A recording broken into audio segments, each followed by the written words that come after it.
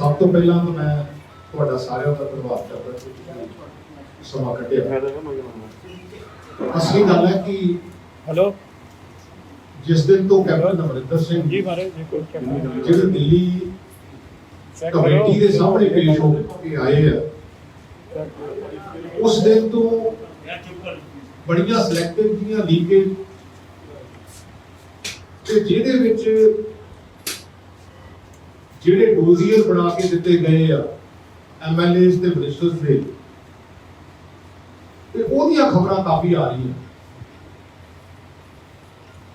ਇੱਕ ਤਾਂ ਮੈਂ ਕੈਪਟਨ ਅਮਰਿੰਦਰ ਸਿੰਘ ਜੀ ਨੂੰ ਇਹ ਕਹਿਣਾ ਚਾਹੁੰਦਾ ਕਿ ਇਹ ਤੁਸੀਂ ਪਬਲਿਕਲੀ ਦੱਸੋ ਵੀ ਜੇ ਇਹ ਡੋਜ਼ੀਅਰ ਗਏ ਆ ਤੇ ਇਹ ਕਰਪਟ ਬੰਦੇ ਕਿਹੜੇ ਆ, ਤੇ ਜੇ ਮੇਰਾ ਵੀ ਉਹਦੇ ਵਿੱਚ ਹੈਗਾ ਤਾਂ ਮੇਰਾ ਵੀ ਸਭ ਤੋਂ ਪਹਿਲਾਂ ਭਾਵੇਂ ਜਿਹੜਾ ਕੱਢ ਕੇ ਦੱਸੋ। ਔਰ ਹੈਰਾਨਗੀ ਦੀ ਗੱਲ ਪਤਾ ਕੀ ਆ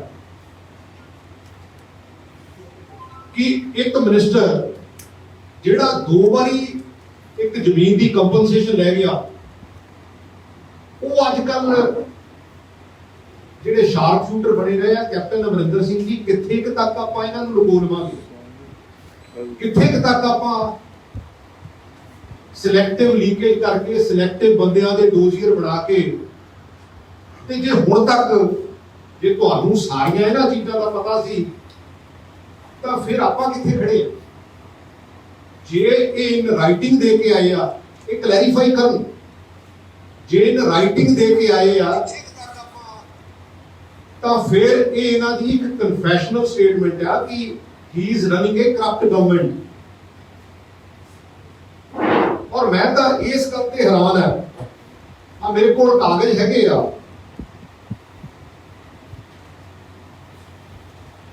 ਗਵਰਨਮੈਂਟ ਨੇ 4 ਸਾਲ ਪਹਿਲਾਂ ਇੱਕ ਇਰੀਗੇਸ਼ਨ ਘੁਟਾਲਾ ਫੜਿਆ ਤੇ ਉਸ ਘੁਟਾਲੇ ਦੇ ਵਿੱਚ ਕਨਫੈਸ਼ਨਲ ਸਟੇਟਮੈਂਟ ਵੀ ਆ, ਜਿਹਦੇ ਵਿੱਚ 3 ਆਈਏਐਸ ਆਫੀਸਰ ਤੇ 2 ਪੋਲੀਟੀਸ਼ੀਅਨ ਆ। ਤੇ ਜੇ ਕਨਫੈਸ਼ਨਲ ਸਟੇਟਮੈਂਟ ਵੀ ਹੈਗੀ ਆ ਤੇ ਫਿਰ ਇਹਨਾਂ ਡੋਜ਼ੀਅਰ ਦਾ ਕੀ ਬਣਿਆ, ਇਹ ਕਿੱਥੇ ਰਹਿ ਗਏ? ਕਿਉਂਕਿ ਜੇ ਇਹੋ ਜਿਹੀ ਸੋਚ ਨਾਲ ਆਪਾਂ ਚੱਲਣ ਡਏ ਆ ਤਾਂ ਫਿਰ ਆਪਾਂ ਪੰਜਾਬ ਨੂੰ ਕਿੱਧਰ ਨੂੰ ਲੈ ਕੇ ਜਾ ਰਹੇ ਹਾਂ। ਔਰ ਉਹਦੇ ਨਾਲ ਨਾਲ ਕਿਉਂਕਿ ਇਹਦੇ ਵਿੱਚ 35 ਕਰੋੜ ਤੇ 35 ਲੱਖ ਰੁਪਏ ਦਾ ਜਿਹੜਾ ਗੁਰਿੰਦਰ ਸਿੰਘ ਜਿਹੜਾ ਫੜ ਹੋਇਆ ਸੀ, ਉਹਦੀ ਸਟੇਟਮੈਂਟ ਆ, ਉਹਨੂੰ ਕਦੀ ਕਰੈਪੋਰੇਟ ਕੀਤਾ। ਉਹਦੀਆਂ ਫਰਦਰ 2 ਫਾਈਲਾਂ ਕਦੀ ਉਹ ਡਿਪਾਰਟਮੈਂਟ ਨੂੰ ਚਲੇ ਜਾਂਦੀਆਂ, ਕਦੀ ਉਹ ਕਿਸੇ ਪਾਸੇ ਨੂੰ ਚਲੇ ਜਾਂਦੀਆਂ। ਔਰ ਉਹਦੇ ਨਾਲ ਨਾਲ ਇੱਕ 1200 ਕਰੋੜ ਰੁਪਏ ਦਾ ਜਿਹੜਾ ਸੁਰਿੰਦਰਪਾਲ ਪਹਿਲਵਾਨ ਆ, ਉਹਦੇ ਤੇ ਪਰਚਾ ਦਰਜ ਕੀਤਾ ਸੀ। ਤੇ ਮੈਂ ਇਸ ਗੱਲ ਦੀ ਹੈਰਾਨਗੀ ਮਹਿਸੂਸ ਕਰਦਾ ਵੀ 1200 ਕਰੋੜ ਰੁਪਇਆ ਸਿਸਟਮ ਦੇ ਵਿੱਚੋਂ ਇੱਕੋ ਹੀ ਬੰਦਾ ਖਾ ਗਿਆ। ਉਹਦੇ ਵਿੱਚ ਨਾ ਕੋਈ ਪੋਲੀਟੀਕਲ ਬੰਦਾ ਸੀ, ਨਾ ਕੋਈ ਬਿਊਰੋਕਰੈਟ ਸੀ, ਨਾ ਕੋਈ ਥੱਲੇ ਸੀ, ਨਾ ਕੋਈ ਉੱਪਰ ਸੀ। ਤੇ ਜੇ ਇਹੋ ਜਿਹਾ ਸਿਸਟਮ ਹੈ ਤੇ ਫਿਰ ਆਪਾਂ ਜਿਹੜਾ 32,000 ਕਰੋੜ ਰੁਪਏ ਦੀਆਂ ਤਨਖਾਹਾਂ ਦਿੰਦੇ ਹੋ, ਕਾਹਦੇ ਨਹੀਂ ਦਿੰਦੇ? ਉਹਨੂੰ ਕੋਈ ਸੁਪਰਵਾਈਜ਼ ਕਰਨ ਵਾਲਾ ਨਹੀਂ ਸੀ। ਅਕਾਲੀ ਦਲ ਦੀ ਸਰਕਾਰ ਸੀ, ਬੀਜੇਪੀ ਨਾਲ ਉਹਦੀ ਭਾਈਵਾਲ ਸੀ, ਤੇ ਉਹ ਕਿੱਥੇ ਐਗਜ਼ੀਕਿਊਟ ਹੋਇਆ ਮੈਨੂੰ ਨਹੀਂ ਲੱਗਦਾ ਕਦੀ ਇਸ ਗੱਲ ਤੇ। ਔਰ ਏਸੀ ਵਿਜੀਲੈਂਸ ਡਿਪਾਰਟਮੈਂਟ 2003 ਦੇ ਵਿੱਚ ਡਿਸਪ੍ਰੋਪੋਰਸ਼ਨੇਟ ਐਸੈਟਸ ਤੇ ਸਰਦਾਰ ਪ੍ਰਕਾਸ਼ ਸਿੰਘ ਬਾਦਲ ਤੇ ਇਹਨਾਂ ਦੇ ਪਰਿਵਾਰ ਤੇ ਪਰਚਾ ਦਰਜ ਕੀਤਾ ਔਰ ਉਹਦਾ ਆਈਓ ਸੁਰਿੰਦਰਪਾਲ ਸੀ ਤੇ ਸੁਪਰਵਾਈਜ਼ਰੀ ਆਫੀਸਰ ਬੀਕੇ ਉੱਪਰ ਸੀ। ਤੇ ਉਹ ਐਂਡ ਆਫ ਦਾ ਡੇ ਜਦੋਂ ਉਹਨਾਂ ਦੀ ਇਕੁਇਟਲ ਹੋਈ ਆ, ਉਹਦੇ ਵਿੱਚ 59 ਜਿਹੜੇ ਗਵਾਹ ਆ ਉਹ ਹੌਸਟਾਈਲ ਹੋਏ ਆ, ਇਨਕਲੂਡਿੰਗ ਆਈਓ ਐਂਡ ਸੁਪਰਵਾਈਜ਼ਰੀ ਆਫੀਸਰ। ਔਰ ਮੈਨੂੰ ਕਿਉਂਕਿ ਮੈਂ ਥੋੜੀ ਬਹੁਤੀ ਨੌਕਰੀ ਵੀ ਕੀਤੀ ਆ, ਜਿੰਨੀ ਮੈਨੂੰ ਗੱਲ ਸਮਝ ਆਉਂਦੀ ਆ, ਕਿਉਂਕਿ ਜੇ ਇਦਾਂ ਦੇ ਅਸੀਂ ਕੰਮ ਕਰਦੇ ਆ ਔਰ ਉਸ ਜੱਜਮੈਂਟ ਦੇ ਵਿੱਚ ਜਿਹੜੀ ਸਰਦਾਰ ਪ੍ਰਕਾਸ਼ ਸਿੰਘ ਬਾਦਲ ਤੇ ਉਹਨਾਂ ਦੇ ਪਰਿਵਾਰ ਤੇ ਆਈ ਸੀ, ਉਹਦੇ ਵਿੱਚ ਬੇਸਿਕਲੀ ਡੀਪੀ ਉੱਪਰਲੀ ਰਿਕਮੈਂਡ ਹੋਇਆ ਸੀ ਕਿ ਇਹਦੇ ਤੇ ਪਰਚੀ ਤਾਂ ਜਿਹੜਾ ਪਰਚਾ ਦਰਜ ਕੀਤਾ ਜਾਵੇ ਔਰ ਇਹ ਹਾਈ ਕੋਰਟ ਦੇ ਵਿੱਚ ਅਨਕੰਡੀਸ਼ਨਲ ਅਪੋਲੋਜੀ ਲੈ ਕੇ ਤੇ ਉਹ ਕੇਸ ਜਿਹੜਾ ਆ ਉਹ ਸੈਟਲ ਹੋਇਆ। ਕੈਪਟਨ ਅਮਰਿੰਦਰ ਸਿੰਘ ਜੀ, ਆਪਾਂ ਇਹ ਨਾ ਕਰੀਏ, ਆਪਾਂ ਇਹ ਕਿੱਧਰ ਨੂੰ ਖੇਡ ਤੋਰ ਲਈ ਆ। ਔਰ ਮੈਂ ਤਾਂ ਕਿਉਂਕਿ ਨਾ ਤਾਂ ਕੋਈ ਡਿਵੀਜ਼ਨ ਹੈ ਕਾਂਗਰਸ ਦੇ ਵਿੱਚ, ਲੇਕਿਨ ਮੈਂ ਤੁਹਾਨੂੰ ਵੀ ਸਾਰੇ ਪ੍ਰੈਸ ਵਾਲੇ ਵੀਰਾਂ ਨੂੰ ਵੀ ਕਹੂੰਗਾ ਕਿਉਂਕਿ ਆਪਾਂ ਸਾਰਿਆਂ ਨੇ ਪੰਜਾਬ 'ਚ ਰਹਿਣਾ, ਆਪਣੇ ਬੱਚਿਆਂ ਨੇ ਪੰਜਾਬ 'ਚ ਪੜ੍ਹਨਾ, ਆਪਾਂ ਪੰਜਾਬ ਦੇ ਜੰਮਪਲ ਹੈ, ਆਪਾਂ ਪੰਜਾਬ ਦੀ ਬਿਹਤਰੀ ਦੀ ਗੱਲ ਕਰਦੇ ਹਾਂ, ਲੇਕਿਨ ਆਪਾਂ ਡਿਵੀਜ਼ਨ ਦੀ ਗੱਲ ਨਾ ਕਰਕੇ ਆਪਾਂ ਇੱਕ ਸਿਸਟਮ ਦੀ ਔਰ ਇੱਕ ਇਸ਼ੂਜ਼ ਦੀ ਗੱਲ ਕਰੀਏ। ਕਿਉਂਕਿ ਜੇ ਆਪਾਂ ਇਸ਼ੂਜ਼ ਦੀ ਗੱਲ ਨਹੀਂ ਕਰਾਂਗੇ, ਮੈਂ ਤਾਂ ਕਈ ਵਾਰੀ ਐਕਚੁਅਲੀ ਹੁਣ ਹੋ ਕੀ ਰਿਹਾ ਕਿ ਉਸ ਗਰੁੱਪ ਦੇ ਵਿੱਚ ਕਿੰਨੇ ਬੰਦੇ ਆ, ਉਸ ਗਰੁੱਪ ਦੇ ਵਿੱਚ ਕਿੰਨੇ ਬੰਦੇ ਆ, ਮੈਨੂੰ ਤਾਂ ਇਹ ਨਹੀਂ ਲੱਗਿਆ ਵੀ ਕਿਹੜਾ ਗਰੁੱਪ ਹੈ। ਇਹ ਗਰੁੱਪ ਕ੍ਰੀਏਟ ਕੀਤੇ ਜਾ ਰਹੇ ਆ ਔਰ ਉਹਦੇ ਵਿੱਚ ਜਿਹੜੇ ਸੀਨੀਅਰ ਬੰਦੇ ਜਿਹੜੇ ਕਹਿੰਦੇ ਜੀ ਹੁਣ ਫਲਾਣੇ ਗਰੁੱਪ 'ਚ ਕੋਈ ਚਾਹ ਪੀ ਕੇ ਫੋਟੋ ਖਿਚਾ ਰਿਹਾ, ਕੋਈ ਕੁਛ ਕਰਕੇ ਫੋਟੋ ਖਿਚਾ ਰਿਹਾ, ਮੈਂ ਉਹਨਾਂ ਨੂੰ ਵੀ ਰਿਕੁਐਸਟ ਕਰਦਾ ਆਪਾਂ ਇਸ਼ੂਜ਼ ਦੀ ਗੱਲ ਕਰੀਏ, ਆਪਾਂ ਲੋਕਾਂ ਦੇ ਵਿੱਚ ਜਾਣਾ, ਜਿਹੜੇ ਇਸ਼ੂਜ਼ ਨੂੰ ਆਪਾਂ ਖੜੇ ਹੋਏ ਆ ਨਾ, ਉਸ ਇਸ਼ੂ ਤੇ ਸਾਨੂੰ ਪਹਿਰਾ ਦੇਣ ਦੀ ਜ਼ਰੂਰਤ ਹੈ। ਔਰ ਇੱਕ ਹੋਰ ਪ੍ਰਥਾ ਚੱਲ ਪਈ ਕਿ ਜਿਹੜੇ ਪੀਏ ਆ ਉਹਨਾਂ ਦੇ ਪਰਚਾ, ਸਾਡੇ ਇੱਕ ਮੰਤਰੀ ਦੇ ਪੀਏ ਤੇ ਮੇਰਾ ਖਿਆਲ ਹੈ ਕਿ 3-4 ਮਹੀਨੇ ਬਾਅਦ ਜਾਂ 7 ਮਹੀਨੇ ਬਾਅਦ ਪਰਚਾ ਦਿੱਤਾ। ਤੇ ਜਿਹੜੇ ਤੁਹਾਡੇ ਪੀਏ ਆ, ਜਿਹੜੇ ਪਿਛਲੇ 4.5 ਸਾਲਾਂ ਦੇ ਵਿੱਚ ਜਿੱਥੇ 7 ਸਟਾਰ ਹੋਟਲ ਤੇ 7 ਸਟਾਰ ਹੀ ਲਗਭਗ ਮੈਰਿਜ ਪੈਲੇਸ ਤੇ ਇੱਕ ਓਐਸਡੀ ਦਾ ਉਹ ਆ ਵੀ ਐਸਟੀਐਫ ਦੀ ਰਿਪੋਰਟ ਦੇ ਵਿੱਚ ਜਿਹੜਾ ਰਾਣੂ ਸਰਪੰਚ ਫੜਿਆ ਸੀ ਤੇ ਉਹਦਾ ਨਾਂ ਉਹਦੇ ਵਿੱਚ ਬੋਲਦਾ, ਕਦੀ ਆਪਾਂ ਕਿੱਧਰ ਨੂੰ, ਆਪਣਾ ਸਟਾਫ ਕਿੱਧਰ ਨੂੰ ਜਾਣਾ, ਆਪਾਂ ਕਿਤੇ ਤਾਂ ਖੜ ਜਾਈਏ। ਔਰ ਪਤਾ ਨਹੀਂ ਹੁਣ ਮੈਂ ਤਾਂ ਹੈਰਾਨਗੀ ਮੈਨੂੰ ਇਸ ਗੱਲ ਦੀ ਆ ਕਿ ਜਿਹੜਾ ਆ ਬਠਿੰਡੇ ਗੁਰਦੁਆਰਾ ਸਾਹਿਬ ਦੇ ਵਿੱਚ ਇੱਕ ਜਿਹੜਾ ਕ੍ਰਾਂਤੀ ਸਿੰਘ ਕੋਲੋਂ ਅਰਦਾਸ ਕਰਾਈ ਗਈ ਹੈ, ਉਹਨੂੰ ਨੋਮੀਨੇਟ ਤਾਂ ਕਰ ਲਿਆ, ਪਰ ਕੈਪਟਨ ਸਾਹਿਬ ਉਹਦੇ ਤੋਂ ਪੜਦਾ ਜਿਹੜਾ ਇਹ ਸ਼ਰਾਰਤ ਹੋਈ ਆ ਔਰ ਇਹ ਸ਼ਰਾਰਤ ਬੀਜੇਪੀ ਵੱਲੋਂ ਹੋਈ ਆ, ਕਿਉਂਕਿ ਬੀਜੇਪੀ ਦਾ ਇੱਕ ਲੀਡਰ ਜਿਹੜਾ ਉਹਦੇ ਵਿੱਚ ਇਨਵੋਲਵ ਹੋਇਆ, ਉਹਦੀ ਫੁਟੇਜ ਵੀ ਆਈ ਆ ਜਾਂ ਹੋਰ ਵੀ ਚੀਜ਼ਾਂ ਆਈਆਂ, ਤੇ ਆਪਾਂ ਇਹੋ ਜਿਹੀਆਂ ਸ਼ਰਾਰਤਾਂ ਪੰਜਾਬ ਦੇ ਵਿੱਚ ਕਰਾਂਗੇ ਤਾਂ ਇਹ ਪੰਜਾਬ ਲਈ ਬਹੁਤ ਚੰਗੀ ਗੱਲ ਨਹੀਂ। ਔਰ ਮੈਂ ਅੱਛਾ ਉਹ ਤੋਂ ਗਾਂ ਸੁਣ ਲਓ, ਇੱਕ ਪਾਸੇ ਤਾਂ ਅਸੀਂ ਆਈਜੀ ਪਰਮਰਾਜ ਉਮਰਾ ਲੰਗਣ ਨੂੰ ਸਸਪੈਂਡ ਕੀਤਾ ਹੋਇਆ ਤੇ ਇੱਕ ਉਹਨੇ ਹਾਈ ਕੋਰਟ ਦੇ ਵਿੱਚ ਰਿਟ ਪਾਈ ਸੀ CWP 22,703 2020 ਉਹਦੇ ਵਿੱਚ ਜਿਹੜਾ ਸਾਡਾ ਐਡਵੋਕੇਟ ਜਨਰਲ ਦਾ ਅੰਗੇਜ ਕੀਤਾ ਹੋਇਆ ਵਕੀਲ ਹੈ, ਉਹਨੇ ਔਨ ਰਿਕਾਰਡ ਸਟੇਟਮੈਂਟ ਦਿੱਤੀ। ਮੈਂ ਤਾਂ ਵੈਸੇ ਹੀ ਉਹ ਪੜ੍ਹ ਲੱਗ ਗਿਆ, ਮੈਂ ਕਿਹਾ ਦੇਖਾਂ ਤਾਂ ਸਹੀ ਇਹ ਕੀ ਕਰ ਰਹੇ ਤੇ ਔਨ ਰਿਕਾਰਡ ਉਹਦੇ ਵਿੱਚ ਕਿਹਾ ਗਿਆ ਵੀ ਅਸੀਂ ਇਹਦੇ ਅਗੇਂਸਟ ਕੋਈ ਪ੍ਰੋਸੀਡਿੰਗ ਜਿਹੜੀਆਂ ਉਹ ਬਿਲਕੁਲ ਨਹੀਂ ਕਰਾਂਗੇ। ਇੱਕ ਪਾਸੇ ਉਹਨੂੰ ਸਸਪੈਂਡ ਕੀਤਾ ਹੋਇਆ ਆ, ਉਹਦੀ ਫਾਈਲ, ਉਹਦੇ ਗਾਂ ਐਕਸ਼ਨ, ਲੇਕਿਨ ਦੂਸਰੇ ਪਾਸੇ ਅਸੀਂ ਜਿਹੜਾ ਆ ਅਸੀਂ ਹਾਈ ਕੋਰਟ ਦੇ ਵਿੱਚ ਕੀ ਸਟੇਟਮੈਂਟ ਦਿੰਦੇ ਆ, ਕੈਪਟਨ ਅਮਰਿੰਦਰ ਸਿੰਘ ਜੀ ਇਹ ਸਰਕਾਰ ਕੌਣ ਚਲਾ ਰਿਹਾ, ਇਹ ਕਿੱਦਾਂ ਚੱਲ ਰਹੀ ਹੈ। ਮੈਨੂੰ ਤਾਂ ਕਈ ਵਾਰੀ ਅਸਲੀ ਗੱਲ ਹੈ, ਮੈਂ ਬਹੁਤ ਰਿਸਪੈਕਟ ਕਰਦਾ, ਕਿਉਂਕਿ ਇਸ ਕਰਕੇ ਕਰਦਾ ਵੀ ਇਸ ਬੰਦੇ ਦੀ ਐਡਮਿਨਿਸਟ੍ਰੇਟਿਵ ਕੈਪੇਬਿਲਿਟੀ ਜਿਹੜੀ ਆ ਉਹ ਸਾਰਿਆਂ ਨਾਲੋਂ ਚੰਗੀ ਸੀ, ਪਰ ਮੈਨੂੰ ਹੁਣ ਕਈਆਂ ਚੀਜ਼ਾਂ ਤੇ ਸ਼ੱਕ ਹੁੰਦਾ ਕਿ ਇਹਨਾਂ ਦੀ ਐਡਮਿਨਿਸਟ੍ਰੇਟਿਵ ਕੈਪੇਬਿਲਿਟੀ ਕੀ ਹੈਗੀ ਆ। ਮੈਨੂੰ ਇਸ ਗੱਲ ਤੇ ਵੀ, ਕਿਉਂਕਿ ਆਪਾਂ ਕਿੰਨੇ ਕੁ ਚਿਰ ਪਰਦੇ ਪਾਈ ਜਾਵਾਂਗੇ, ਆਪਾਂ ਕਿੰਨਾ ਕੁ ਚਿਰ ਇਹਨਾਂ ਨੂੰ ਢੱਕੀ ਜਾਵਾਂਗੇ। ਔਰ ਮੈਨੂੰ ਇੱਕ ਗੱਲ ਦੀ ਸਮਝ ਨਹੀਂ ਆਉਂਦੀ ਕਿ ਇਹ ਸਾਰੀਆਂ ਚੀਜ਼ਾਂ ਦੇ ਵਿੱਚ ਕਮ ਸੇ ਕਮ ਤੁਸੀਂ ਜੇ ਇਹ ਜਿਹੜੀਆਂ ਸਿਲੈਕਟਿਵ ਖਬਰਾਂ ਜਿਹੜੀਆਂ ਖਾਸ ਕਰਕੇ ਡੋਜ਼ੀਅਰ ਦੀਆਂ ਲੱਗ ਰਹੀਆਂ, ਤੇ ਜੇ ਅਲਟੀਮੇਟਲੀ ਇਹ ਗੱਲ ਸੱਚੀ ਆ, ਇਹ ਤੁਹਾਡੀ ਕਨਫੈਸ਼ਨਲ ਸਟੇਟਮੈਂਟ ਆ, ਔਰ ਉਸ ਕਨਫੈਸ਼ਨਲ ਸਟੇਟਮੈਂਟ ਦੇ ਆਉਣ ਵਾਲੇ ਸਮੇਂ ਦੇ ਵਿੱਚ ਜਿਹੜੇ ਰਿਜ਼ਲਟਸ ਆ ਬੜੇ ਬੜੇ ਹੋਣਗੇ। ਔਰ ਦੇਖੋ,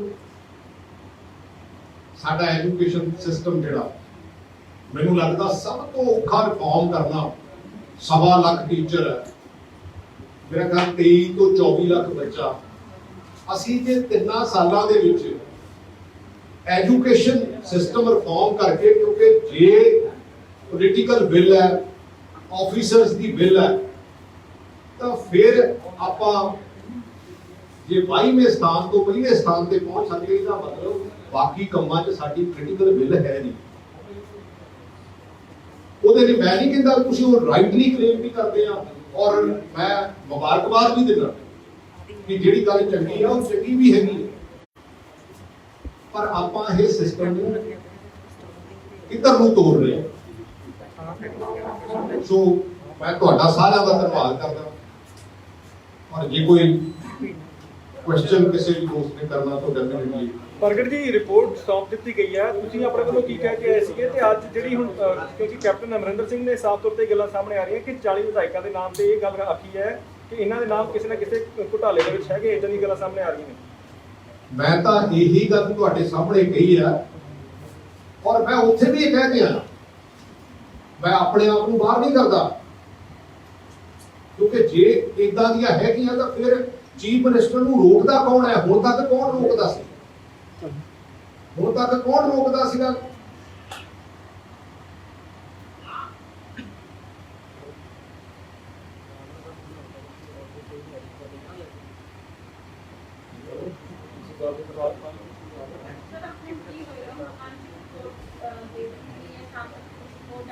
ਮੈਨੂੰ ਇਹਦੇ ਬਾਰੇ ਤਾਂ ਨਹੀਂ ਪਤਾ, ਪਰ ਜਿਹੜੀ ਗੱਲ ਮੈਂ ਬੇਸਿਕਲੀ ਤੁਹਾਡੇ ਨਾਲ ਸਾਂਝੀ ਕੀਤੀ ਹੈ, ਉਹ ਤਾਂ ਮੈਂ ਇਸ ਗੱਲ ਤੇ ਹੈਰਾਨ ਕੀ ਆ ਵੀ ਕੋਈ ਚੀਫ ਮਿਨਿਸਟਰ ਇਦਾਂ ਵੀ ਕਰਦਾ ਹੁੰਦਾ, ਡਿਫਰੈਂਸਸ ਹੋ ਜਾਂਦੇ ਆ, ਪਰ ਔਰ ਉਹ ਮਿਨਿਸਟਰ ਜਿਹੜਾ ਔਨ ਰਿਕਾਰਡ 2 ਵਾਰੀ ਕੰਪਨਸੇਸ਼ਨ ਲੈ ਬੈਠਾ, ਤੇ ਉਹਨੂੰ ਆਪਾਂ ਕਿੱਦਾਂ ਬੋਲਾਂਗੇ? ਜੋ ਸਾਰਿਆਂ ਨੂੰ ਪਤਾ, ਕਿਉਂਕਿ ਉਹ ਤਾਂ ਸਟੇਟਮੈਂਟ ਆਈ ਹੋਈ। ਸਪੋਰਟਸ ਮਿਨਿਸਟਰ ਬਾਰੇ ਤੁਸੀਂ ਵੀ ਚਰਚਾ ਕੀਤੀ ਆਪਣੇ ਵੱਲੋਂ, ਆਪਣੇ ਵੱਲੋਂ ਰਿਪੋਰਟ ਤੁਸੀਂ ਵੀ ਦਿੱਤੀ ਹੈ ਜੀ? ਨਹੀਂ, ਮੈਂ ਤਾਂ ਇੱਕ ਜਨਰਲ, ਕਿਉਂਕਿ ਦੇਖੋ ਮੈਂ ਤਾਂ 2019 ਦੇ ਵਿੱਚ ਇੱਕ ਚਿੱਠੀ ਲਿਖੀ ਸੀ, ਉਹਦੇ ਵਿੱਚ ਜਿਹੜੇ 5-7 ਇਸ਼ੂ ਆ, ਮੈਂ ਤਾਂ ਅਜੇ ਵੀ ਉੱਥੇ ਖੜਾ, ਕਿਉਂਕਿ ਉਹਨਾਂ ਨੂੰ ਇਹਨੀ ਹੱਥ ਤੱਕ ਨਹੀਂ ਲਾਇਆ। ਐਕਚੁਅਲੀ ਮੈਟਰ ਹੀ ਉਹ ਕਰਦੇ ਸੀ, ਜੇ ਮੈਟਰ ਹੀ ਉਹ ਕਰਦੇ ਸੀ ਤਾਂ ਫਿਰ ਐਂਡ ਆਫ ਦਾ ਡੇ ਅਸੀਂ ਕਿਉਂਕਿ ਕਈ ਵਾਰੀ ਤਾਂ ਕਈ ਬੰਦੇ ਤਾਂ ਇਹ ਕਹਿੰਦੇ ਹੁੰਦੇ ਆ ਵੀ ਅੱਜ ਮੈਂ ਸਲਾਹ ਦੇ ਰਿਹਾ, ਮੈਂ ਤਾਂ ਅੱਜ ਤੋਂ 1.5-2 ਸਾਲ ਪਹਿਲਾਂ ਇਹ ਸਲਾਹ ਦਿੱਤੀ ਸੀ ਵੀ ਆਉਣ ਵਾਲਾ ਸਮਾਂ, ਕਿਉਂਕਿ ਵਿਜ਼ੂਅਲਾਈਜੇਸ਼ਨ ਕੀ ਹੁੰਦੀ ਆ? ਵਿਜ਼ੂਅਲਾਈਜੇਸ਼ਨ ਤਾਂ ਇਹੀ ਹੁੰਦੀ ਆ ਵੀ ਹਾਂ ਵੀ ਅਸੀਂ ਆਉਣ ਵਾਲੇ ਸਮੇਂ ਨੂੰ ਭਾਂਪ ਕੇ ਤੇ ਉਦਾਂ ਦੇ ਕੰਮ ਕਰ ਲਈਏ ਤਾਂ ਕਿ ਸਾਨੂੰ ਇਹੋ ਜਿਹੀ ਸਿਚੁਏਸ਼ਨ ਦਾ ਸਾਹਮਣਾ ਨਾ ਕਰਨਾ ਪਵੇ। ਪ੍ਰਗਟ ਜੀ, ਮੰਨਦੇ ਹੋ ਕਿ ਮੁੱਖ ਮੰਤਰੀ ਸਾਹਿਬ ਦੀ ਹੁਣ ਵਿਜ਼ਨ ਨਹੀਂ ਰਹੀ ਜਿਹੜੀ ਤੁਸੀਂ ਉਮੀਦ ਲਈ ਬੈਠੇ ਸੀਗੇ ਪਿਛਲੇ ਸਮੇਂ ਦੇ ਵਿੱਚ? ਤੇ ਡਿਲੀਵਰੀ ਤਾਂ ਬਿਲਕੁਲ ਹੈ ਨਹੀਂ। ਵਿਜ਼ਨ ਤਾਂ ਦੇਖੋ, ਮੈਂ ਤਾਂ 2017 ਦੀ ਵੀ, ਮੈਂ ਤਾਂ ਪਹਿਲੀ ਵਾਰੀ ਵੀ ਇਹ ਗੱਲ ਕਹੀ ਆ ਕਿ 2017 ਦੇ ਵਿੱਚ ਤਾਂ ਉਹਨਾਂ ਦੇ ਨਾਂ ਵੋਟਾਂ ਪਾਈਆਂ, ਲੋਕੀ ਸਮਝਦੇ ਸੀ ਕਿ ਹਾਂ ਵੀ, ਔਰ ਉਹ ਵੀ 80 ਐਮਐਲਏਆਂ ਦੀ ਜੇ ਸਰਕਾਰ ਹੋਵੇ ਤਾਂ ਫੇਰ ਕਮਜ਼ੋਰੀ ਹੋਵੇ, ਤਾਂ ਫੇਰ ਮੈਨੂੰ ਲੱਗਦਾ ਕਿ ਕਿਤੇ ਐਡਮਿਨਿਸਟ੍ਰੇਟਿਵ ਕੈਪੇਬਿਲਿਟੀ ਦੇ ਵਿੱਚ ਵੀ ਬਹੁਤ ਜ਼ਿਆਦਾ ਕਮੀ ਪੇਸ਼ੀ। ਪ੍ਰਗਟ ਜੀ, ਸਰਕਾਰ ਚਲਾ ਕੌਣ ਰਿਹਾ ਫਿਰ ਤੁਹਾਡੇ ਹਿਸਾਬ ਨਾਲ? ਤੁਸੀਂ ਤਾਂ ਸਿਸਟਮ ਦੇ ਵਿੱਚ ਹੈਗੇ ਹੋ। ਸਰਕਾਰ ਮੈਨੂੰ ਤਾਂ ਆਪ ਨਹੀਂ ਸਮਝ ਆਈ ਕਿ ਕੌਣ ਚਲਾ ਰਿਹਾ, ਕਿਉਂਕਿ ਇੱਕ ਪਾਸੇ ਤਾਂ ਅਸੀਂ ਪਰਮਰਾਜ ਉਮਰਾ ਨੰਗਲ ਦੇ ਅਗੇਂਸਟ ਪ੍ਰੋਸੀਡਿੰਗ ਸ਼ੁਰੂ ਕੀਤੀਆਂ ਤੇ ਹਾਈ ਕੋਰਟ ਦੇ ਵਿੱਚ ਅਸੀਂ ਜਾ ਕੇ ਸਟੇਟਮੈਂਟ ਦੇ ਰਹੇ ਆ, ਔਰ ਉੱਥੇ ਇਹ ਵੀ ਪੁੱਛਿਆ ਗਿਆ ਵੀ ਤੁਹਾਡੇ ਕੋਲ ਅਥਾਰਟੀ ਵੀ ਹੈਗੀ ਹੈ ਸਟੇਟਮੈਂਟ ਰਿਕਾਰਡ ਕਰਾਉਣ ਦੀ? ਉਹਨਾਂ ਨੇ ਕਿਹਾ ਮੇਰੇ ਕੋਲ ਕੰਪੀਟੈਂਟ ਅਥਾਰਟੀ ਦੇ ਵੱਲੋਂ ਮੇਰੇ ਕੋਲ ਕਲੀਅਰ ਕੱਟ ਇੰਸਟਰਕਸ਼ਨਸ ਹੈਗੀਆਂ ਕਿ ਹਾਂ ਵੀ ਅਸੀਂ ਇਹਨਾਂ ਤੇ ਕੋਈ ਕੇਸ ਜਿਹੜਾ ਉਹ ਜਿਹੜੀਆਂ ਪ੍ਰੋਸੀਡਿੰਗ ਆ ਉਹ ਨਹੀਂ ਚਲਾਵਾਂਗੇ।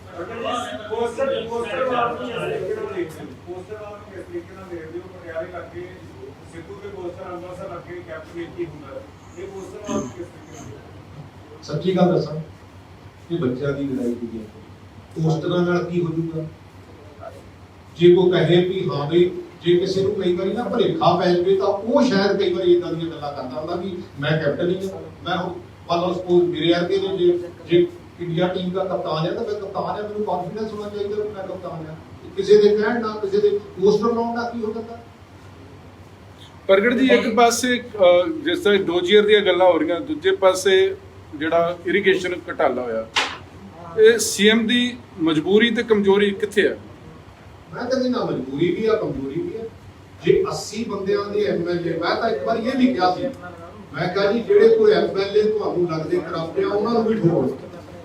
ਇਹ ਤਾਂ ਹੁੰਦਾ ਕਈ ਵਾਰੀ ਸਰਕਾਰ 60 ਵਾਟਾਂ ਦੀ ਹੋਵੇ ਤੇ 59 ਚਾਹੀਦੇ ਨਾ, ਮੇਰੇ ਖਿਆਲ ਨਾਲ 59 ਹੀ ਚਾਹੀਦੇ ਜੀ। ਉਹਦੇ ਵਿੱਚ ਤਾਂ ਕਈ ਵਾਰੀ ਡਰ ਹੁੰਦਾ, 80 ਦੇ ਵਿੱਚ ਕਾਹਦਾ ਡਰ ਹੁੰਦਾ? 80 ਦੇ ਵਿੱਚ ਤਾਂ ਡਰ ਹੀ ਕੋਈ ਨਹੀਂ ਲੰਬਾ ਚੌੜਾ ਹੁੰਦਾ। ਫਿਰ ਹਾਈ ਕਮਾਂਡ ਨੂੰ ਜਿਹੜੇ ਡੋਜੀਅਰ ਗਈ ਹੈਗੀ ਉਹਨਾਂ ਦੀਆਂ ਟਿਕਟਾਂ ਕੱਟ ਦੇਣੀਆਂ ਚਾਹੀਦੀਆਂ ਕਿ ਤੁਹਾਡੇ ਹਿਸਾਬ ਨਾਲ? ਨਹੀਂ, ਮੈਂ ਤਾਂ ਇਹ ਐਕਚੁਅਲ ਗੱਲ ਕੀ ਹੈ, ਕਿਉਂਕਿ ਸਿਲੈਕਟਿਵਲੀ ਅੱਜ ਦੀ ਤਰੀਕ ਦੇ ਵਿੱਚ ਦੇਖੋ ਹਰ ਚੀਜ਼ ਨੂੰ ਸਿਲੈਕਟਿਵਲੀ ਲੀਕ ਕਰਨਾ, ਫਿਰ ਉਹਨੂੰ ਹੌਲੀ ਹੌਲੀ ਉਹ ਜਿੱਦਾਂ ਨਹੀਂ ਕਹਿੰਦੇ ਹੁੰਦੇ ਅੱਗ ਬਾਲ ਕੇ ਉਹਨੂੰ ਹੌਲੀ ਹਵਾ ਦੇਣੀ। ਤੇ ਮੈਂ ਕਹਿੰਦਾ ਡਰਾਵਾ ਹੈ। ਕਮੇਟੀ ਜਿਹੜੀ ਐਡਜਸਟਮੈਂਟ ਕਰ ਰਹੀ ਹੈ ਕਿ ਸਿੱਧੂ ਨੂੰ ਡਿਪਟੀ ਸੀਐਮ ਲਾ ਦਿੱਤਾ ਜਾਵੇ, ਦੋ ਗੈਰਕਾਰੀ ਪ੍ਰਧਾਨ ਲਾ ਦੇਖੋ, ਦਿੱਤੇ ਮੈਨੂੰ ਸਾਰੇ ਨੂੰ ਐਡਜਸਟ ਕੀਤਾ ਜਾਵੇ। ਉਹਦੇ ਬਾਰੇ ਮੈਨੂੰ ਨਹੀਂ ਪਤਾ ਹੈਗਾ ਕਿਉਂਕਿ ਨਾ ਮੇਰੀ ਇਹ ਗੱਲ ਇਹ ਤਾਂ ਸਭ ਤੋਂ ਪਤਾ ਜੋ ਤੁਸੀਂ ਦੱਸ ਚਲੋ ਕੀ ਸੋਲੂਸ਼ਨ ਕੀ ਹੈ? ਨਹੀਂ ਬੇਸਿਕਲੀ ਆਉਣ ਵਾਲਾ ਸਮਾਂ ਦੇਖਦੇ ਕੀ ਕਰਦੇ ਆ। ਵਰਕਰ ਜੀ, ਇਹ ਕਹਿੰਦੇ ਤੁਸੀਂ ਰਹਿ ਗਏ ਸੀ ਸਮਾਂ ਰਹਿ ਗਿਆ ਸਮਾਂ ਰਹਿ ਗਿਆ ਕਿ ਸਮਾਂ ਤਾਂ ਕੋਈ ਇਦਾਂ ਦੀ ਗੱਲ ਤਾਂ ਹੈ ਸਰ 8 ਦੇਖੋ ਕਿ ਕਰਨਾ ਹੋਵੇ ਤਾਂ ਬਹੁਤ ਕੁਝ ਹੋ ਜਾਂਦਾ। ਗੱਲ ਤਾਂ ਨੀਤ ਦੀ ਆ, ਗੱਲ ਤਾਂ ਨੀਤ ਦੀ ਆ, ਹੋਰ ਤਾਂ ਕੋਈ ਰੌਲਾ ਨਹੀਂ ਹੈ।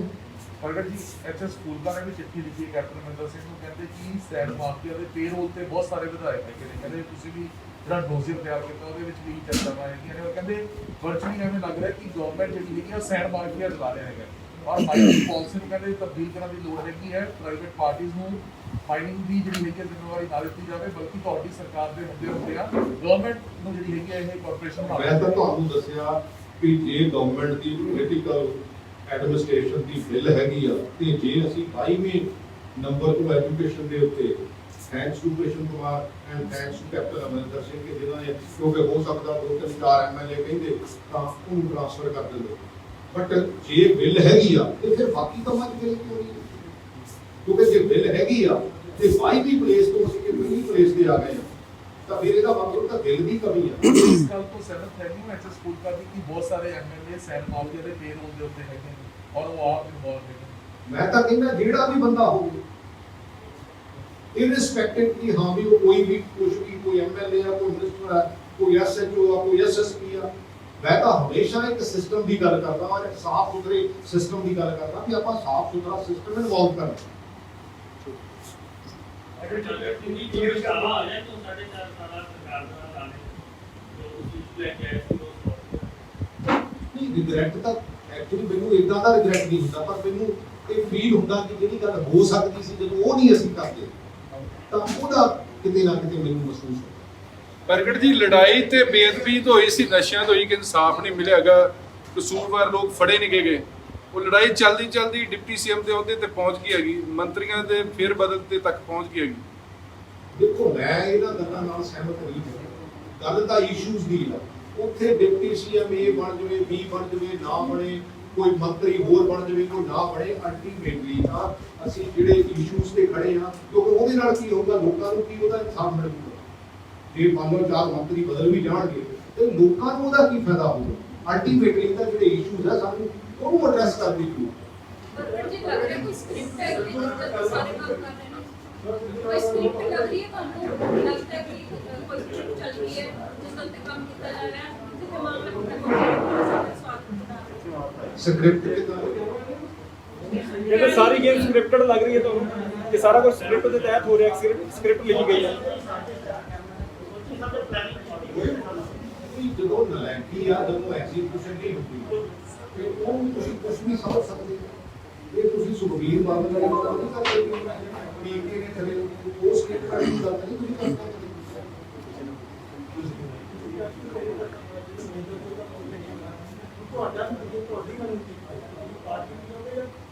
ਦੇਖੋ ਮੈਂ ਤਾਂ ਫਾਈਟ ਕਰਨ ਵਾਲਾ, ਫਾਈਟ ਤਾਂ ਮੈਂ ਕਰੂੰ ਹਜੇ ਤੱਕ ਤਾਂ ਪਾਰਟੀ ਮੈਂ ਦੇਖੋ ਮੈਂ ਤਾਂ ਹਮੇਸ਼ਾ ਇੱਕੋ ਗੱਲ ਕਹਿਣਾ ਹੁੰਦਾ ਕਿ ਨਾ ਮੈਂ ਹਾਰਡਲਾਈਨਰ ਕਾਂਗਰਸੀ ਹਾਂ ਤੇ ਨਾ ਹਾਰਡਲਾਈਨਰ ਅਕਾਲੀ ਹਾਂ, ਮੈਂ ਤਾਂ ਹਾਰਡਲਾਈਨਰ ਪੰਜਾਬੀ ਹਾਂ। ਪੰਜਾਬ ਦੀ ਗੱਲ ਕਰੂੰਗਾ ਜਿੱਥੇ ਜਿੱਥੇ ਗੱਲ ਕਰਨ ਦੀ ਜ਼ਰੂਰਤ ਪਈ, ਜਿਹੜਾ ਵੀ ਕੋਈ ਬੰਦਾ, ਕਿਉਂਕਿ ਪਾਰਟੀਆਂ ਕੋਈ ਮਾੜੀਆਂ ਨਹੀਂ ਹੈ, ਮੈਂ ਪਹਿਲਾਂ ਵੀ ਇਹ ਗੱਲ ਕਹਿ ਚੁੱਕਾ, ਪਾਰਟੀਆਂ ਨਹੀਂ ਕੋਈ ਮਾੜੀਆਂ, ਉਹ ਚਲਾਉਣ ਵਾਲੇ ਬੰਦੇ ਮਾੜੇ ਨੇ।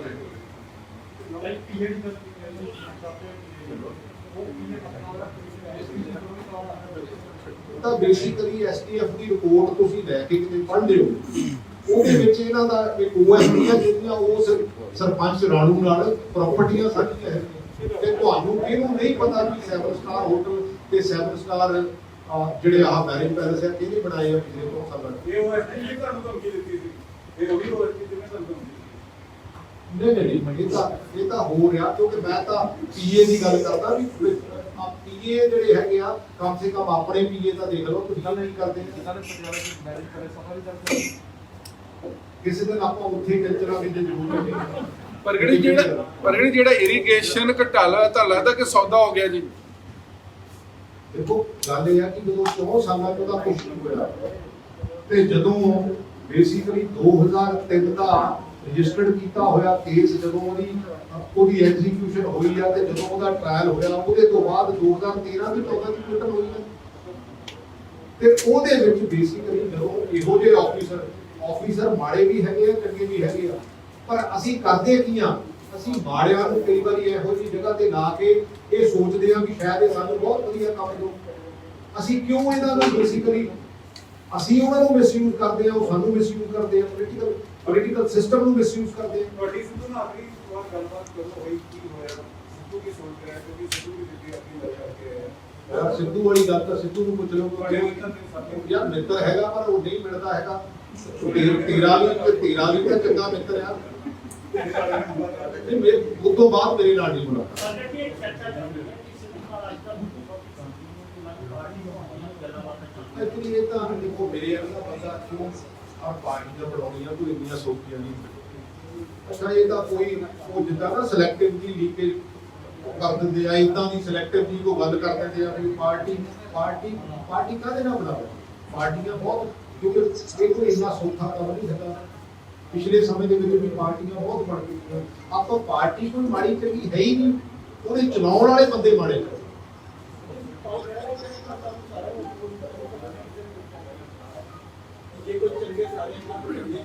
ਦੇਖੋ ਅਕ੍ਰੋਸ ਦਾ ਪਾਰਟੀ ਲਾਈਨ ਬੰਦੇ ਚੰਗੇ, ਕਿਉਂਕਿ ਓਪੋਜੀਸ਼ਨ ਵੀ ਬੰਦੇ, ਕਿਉਂਕਿ ਜਦੋਂ ਓਪੋਜੀਸ਼ਨ ਵੀ ਬੰਦੇ ਚੰਗੇ ਹੁੰਦੇ ਆ ਤਾਂ ਵੀ ਸਰਕਾਰ ਚੰਗੀ ਚੱਲਦੀ ਹੈ। ਇਹ ਨਹੀਂ ਹੁੰਦਾ ਕਿ ਅਕ੍ਰੋਸ ਦਾ ਪਾਰਟੀ ਲਾਈਨ ਹੋ ਸਕਦਾ ਵੀ, ਕਿਉਂਕਿ ਦੇਖੋ ਫ੍ਰੈਂਕਲੀ ਸਪੀਕਿੰਗ ਜਿਹੜੇ ਮਿਸਟਰ ਮਹਿਰਾ ਆ ਉਹਨਾਂ ਨੇ ਬਹੁਤ ਇਸ਼ੂ ਚੱਕੇ, ਪਰ ਆ ਜਿਹੜਾ ਲਾਸਟ ਦੇ ਉੱਤੇ ਗੱਲ ਹੋਈ ਹੈ ਮੈਨੂੰ ਲੱਗਦਾ ਇਹ ਨਹੀਂ ਸੀ ਹੋਣੀ ਚਾਹੀਦੀ, ਕਿਉਂਕਿ ਮੇਰੇ ਵਰਗੇ ਬੰਦੇ ਨੂੰ ਤਾਂ ਇਹ ਆ ਕਿ rather I quit and sit at home. ਫਿਰ ਕੀ ਕਰਨਾ, ਕਿਉਂਕਿ ਜੇ ਸਕੋਰ ਇੰਨਾ ਲੜ ਕੇ ਜੇ ਠੀਕ ਨਹੀਂ ਹੋ ਸਕਦਾ ਤਾਂ ਫਿਰ ਥੈਂਕ ਯੂ ਵੈਰੀ ਮਚ। ਕਿਉਂਕਿ ਪੰਜਾਬ ਮੇਰੇ ਇਕੱਲੇ ਦਾ ਨਹੀਂ ਹੈ ਨਾ, ਪੰਜਾਬ ਆਪਣਾ ਸਾਰਿਆਂ ਦਾ ਸਾਂਝਾ ਹੈ, ਪੰਜਾਬ ਕਿਹਦਾ ਨਹੀਂ ਹੈਗਾ। ਕਿਉਂਕਿ ਜਿਹਨੂੰ ਵੀ ਲੱਗਦਾ ਕਿ ਹਾਂ ਵੀ ਆਪਾਂ ਕੰਟਰੀਬਿਊਟ ਕਰ ਸਕਦੇ ਹਾਂ, ਕੰਟਰੀਬਿਊਟ ਕਰ